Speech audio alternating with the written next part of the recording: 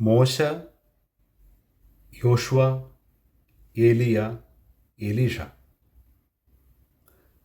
ഇവർക്ക് തമ്മിൽ എന്തെങ്കിലുമൊക്കെ സാമ്യമുണ്ടോ? അവർ ബൈബിളിലെ പഴയ നിയമത്തിലെ വളരെ പ്രാധാന്യമുള്ള വ്യക്തിത്വങ്ങളാണ്.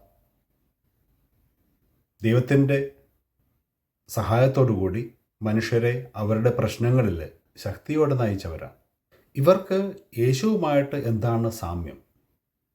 യേശുവിനെ പോലെ ഇവരും അവരുടെ ജീവിതത്തിൽ ജലവുമായിട്ട് ബന്ധപ്പെട്ട വലിയ അത്ഭുതങ്ങൾ ചെയ്തവരാണ്. മോശ ചെങ്കടലിനെ വിഭജിക്കുന്നു. യോശുവായും ഏലിയായും എലീഷായും യോർദാനിൽ അവരുടെ അത്ഭുതം കാണിക്കുന്നു. അക്കാലത്ത് ഇപ്രകാരമുള്ള ഒരു പ്രവൃത്തി വലിയ അത്ഭുതം ഉളവാക്കുന്ന ഒന്നായിരുന്നു. കാരണം ദൈവത്തിൻ്റെ പ്രത്യേക സഹായമില്ലാതെ, ശക്തിയില്ലാതെ ഇപ്രകാരം ഒരു പ്രവൃത്തി, അത്ഭുതം ചെയ്യുവാനായിട്ട് ഒരു മനുഷ്യനും സാധിക്കുമായിരുന്നില്ല.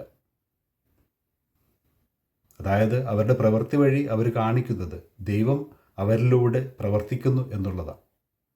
ദൈവം എല്ലാ ശക്തികളെക്കാളും മുകളിലാണ് എന്നുള്ളത്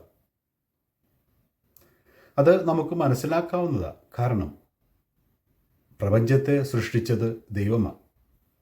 അപ്പോൾ ഈ ദൈവത്തിന് തൻ്റെ സൃഷ്ടിയായ പ്രപഞ്ചത്തെ നിയന്ത്രിക്കുവാനും സാധിക്കും. യേശുവും ഇന്നത്തെ സുവിശേഷത്തിൽ തൻ്റെ ശക്തി പ്രകടിപ്പിക്കുകയാണ്. താൻ ദൈവമാണെന്ന് വ്യക്തമാക്കി കൊടുക്കുകയാണ് തൻ്റെ പ്രവൃത്തിയിലൂടെ.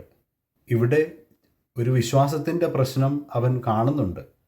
എങ്കിലും അവർക്ക് വേണ്ടി ഈ അത്ഭുതം യേശു ചെയ്യുകയാണ്. അതുതന്നെയാണ് വലിയൊരു കാര്യം. അതാണ് യേശുവിൻ്റെ മഹത്വവും. അതെ, യേശു വലിയവനാണ്. അതാണ് സുവിശേഷം ഇന്ന് പ്രഘോഷിക്കുന്നത്. മോശയെക്കാളും മറ്റ് വ്യക്തികളെക്കാളുമൊക്കെ മുകളിലാണ് യേശുവിൻ്റെ സ്ഥാനം. ഇത് തൻ്റെ ശിഷ്യന്മാർക്ക്, അല്ലെങ്കിൽ യേശുവിനോടൊപ്പമായിരുന്ന മനുഷ്യർക്ക് ഒത്തിരി ആവശ്യമായിട്ടുള്ള ഒരു അടയാളമായിരുന്നു. കാരണം പലരും യേശുവിൻ്റെ കഴിവിൽ, യേശുവിൻ്റെ ശക്തിയിൽ, യേശുവിൻ്റെ അധികാരത്തിൽ സംശയം പ്രകടിപ്പിച്ചിരുന്നു. നമ്മൾ കഴിഞ്ഞ ഞായറാഴ്ചകളിൽ കേട്ടതാ. ഫരിസേയർ പറയുന്നു യേശു അത്ഭുതങ്ങൾ പ്രവർത്തിച്ചത് പിശാചിൻ്റെ അധികാരത്തോടു കൂടിയാണ്, അല്ലെങ്കിൽ അവൻ്റെ കുടുംബാംഗങ്ങൾ തന്നെ അവന് പ്രശ്നമുണ്ടാക്കുന്നുണ്ട്.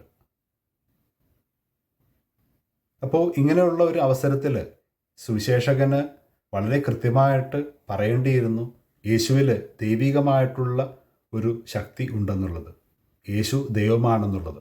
അതാണ് ഇന്നത്തെ സുവിശേഷത്തിൽ നമ്മൾ മനസ്സിലാക്കുന്നത്.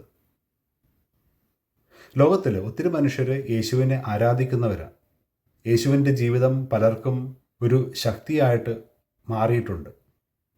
എന്നാൽ അതുപോലെ തന്നെ പലരും അവനിൽ സംശയിക്കുന്നവരും അവിശ്വസിക്കുന്നവരുമുണ്ട്.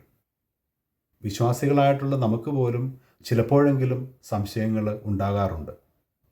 ജീവിതത്തിൽ പ്രതിസന്ധികൾ ഉണ്ടാകുമ്പോൾ, ജീവിതത്തിലെ പ്രശ്നങ്ങൾ ഇങ്ങനെ വലിയ തിര പോലെ, കൊടുങ്കാറ്റ് പോലെ നമ്മുടെ മുമ്പിൽ നിൽക്കുമ്പോൾ പലപ്പോഴും നമ്മൾ ചോദിച്ചു പോകാറുണ്ട്, ദൈവമുണ്ടോ? എന്തുകൊണ്ടാണ് ദൈവത്തിന് എൻ്റെ പ്രശ്നം പരിഹരിക്കുവാനായിട്ട് സാധിക്കാത്തത്?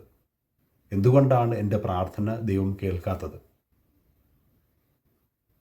സ്നേഹമുള്ളവരെ, യേശുവിൻ്റെ ശിഷ്യന്മാർ ആ വഞ്ചിയിൽ അനുഭവിച്ചതുപോലെ യേശുവിൻ്റെ സാന്നിധ്യം മനസ്സിലാക്കുമ്പോൾ, അവനിലേക്ക് നമ്മൾ തിരിയുമ്പോൾ ജീവിതത്തിൽ നമ്മളും അവരെപ്പോലെ തന്നെ അത്ഭുതങ്ങൾ അനുഭവിക്കും, ദൈവത്തിൻ്റെ ശക്തി അനുഭവിക്കും. അതിന് അവരെപ്പോലെ നമുക്ക് പ്രാർത്ഥിക്കേണ്ടി വരും. ദൈവമേ, എന്നെ സഹായിക്കണമേ, നിൻ്റെ മഹത്വം എന്നെ കാണിക്കണമേ. ഇങ്ങനെ നമ്മുടെ വിശ്വാസം ശക്തിപ്പെടുത്തുവാനും നമ്മുടെ കൂടെയുള്ള ദൈവത്തെ മനസ്സിലാക്കുവാനും അവനിൽ ആശ്രയിക്കുമ്പോഴും നമ്മുടെ ജീവിതത്തിൽ തീർച്ചയായിട്ടും ദൈവത്തിൻ്റെ ഇടപെടലുകൾ നമ്മൾ അനുഭവിക്കും. മോശയെപ്പോലെ, ജോഷുവയെപ്പോലെ, ഏലിയായെപ്പോലെ, എലീഷായെപ്പോലെ നമ്മുടെ ജീവിതത്തിൽ ദൈവത്തിന് പ്രവർത്തിക്കുവാനായിട്ട് നമുക്കിടം നൽകാം. അതുവഴി ദൈവത്തിൽ അടിയുറച്ച് നിലനിൽക്കുവാനായിട്ട് നമുക്കും ആകട്ടെ. ദൈവം നമ്മെ എല്ലാവരെയും സമൃദ്ധമായിട്ട് അനുഗ്രഹിക്കട്ടെ. ആമേൻ.